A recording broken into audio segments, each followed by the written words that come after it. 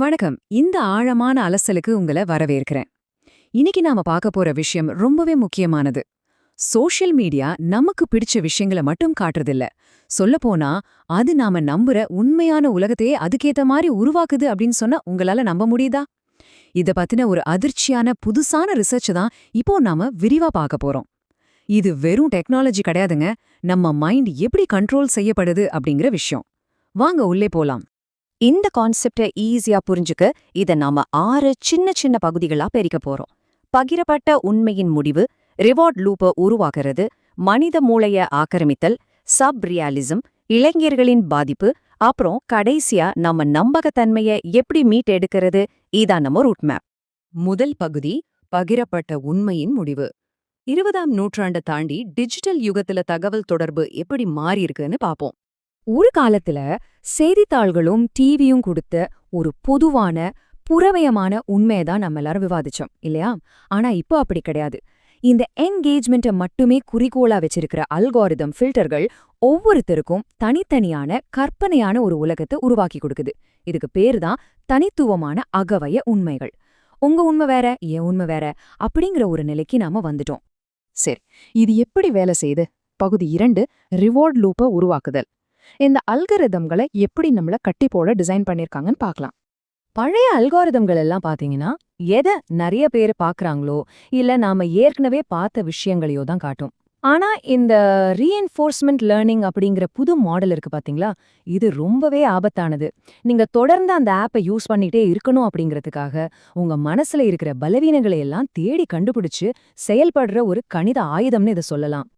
இது புரிஞ்சுக்க இந்த அல்காரிதத்தை ஒரு சூதாட்ட இயந்திரம், அதாவது ஸ்லாட் மெஷின் கூட ஒப்பிட்டு பாருங்களேன். நீங்க ஸ்க்ரோல் பண்ணும்போது அடுத்த வீடியோ வைரலானதா இருக்குமா இல்ல வேற ஏதாவது நோட்டிபிகேஷன் வருமா அப்படிங்கிற அந்த நிச்சயமற்ற தன்மை இருக்கு இல்லையா, அதுதான் உங்க மூளையில ஒரு மிகப்பெரிய அளவுல டோபமைனை சுரக்க வைக்குது. இதுக்கு பேரு தான் மாறக்கூடிய வித வலுவூட்டல் அல்லது வேரியபிள் ரேஷியோ ரீஇன்ஃபோர்ஸ்மெண்ட். இது நம்மள ஒரு முடிவற்ற சூழலுக்குள்ள அப்படியே மாட்டி வச்சிடுது.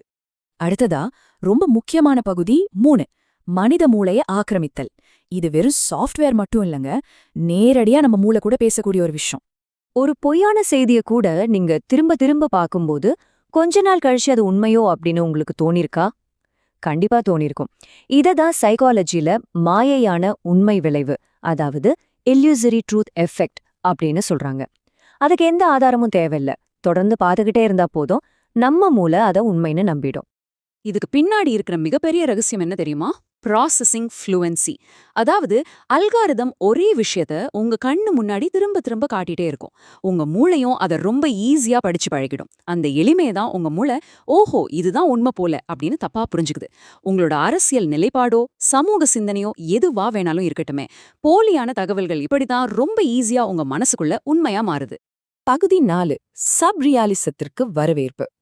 இந்த மூளை மாற்றங்கள் எல்லாம் சேர்ந்து நம்மளோட கூட்டு உண்மைய எப்படி துண்டாக்குதுன்னு இப்ப பார்க்கலாம். நிறைய நேரத்துல நம்ம ஃபில்டர் பபிளையும் எக்கோ சேம்பரையும் ஒண்ணுன்னு நினைச்சு குழப்பிக்குவோம். ஆனா அது அப்படி இல்ல. உங்களுக்கு பிடிச்சதை மட்டும் திரும்ப திரும்ப காட்டி உங்களை ஒரு வட்டத்துக்குள்ள அடைக்கிறது அல்காரிதம் உருவாக்குற ஃபில்டர் பபிள். அதே நேரத்துல அந்த வட்டத்துக்குள்ள இருக்கிற உங்க ஆன்லைன் நண்பர்கள் எல்லாம் உங்களோட அதே கருத்துக்களை ஆமோதித்து ஒரு பெரிய சத்தத்தை உருவாக்குறாங்க பாத்தீங்களா, அதுதான் எக்கோ சேம்பர். இது ரெண்டும் ஒன்னு சேரும்போது உங்களுக்காகவே ஒரு பொய்யான உலகம் அங்கே உருவாகிடுது. இந்த மாதிரி எதை பார்க்கணும் எதை பார்க்கக்கூடாதுன்னு எல்லாத்தையும் ஏஐ கிட்டே கொடுக்கறதுனால வர்ற விளைவுதான் காக்னிட்டிவ் ஆஃப்லோடிங்.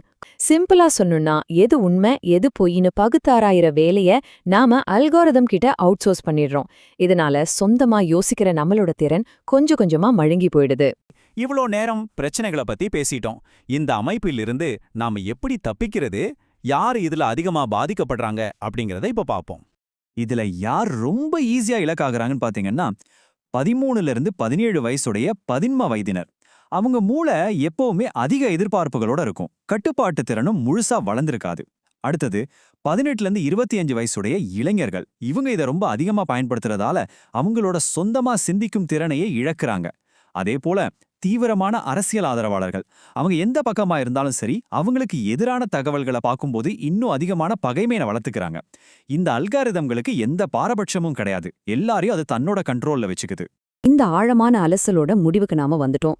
நீங்க அடுத்த முறை உங்க மொபைல் எடுத்து சோஷியல் மீடியாவை ஸ்க்ரோல் பண்ண ஆரம்பிக்கிறதுக்கு முன்னாடி உங்ககிட்டயே இந்த கேள்வியை கேட்டுக்கோங்க.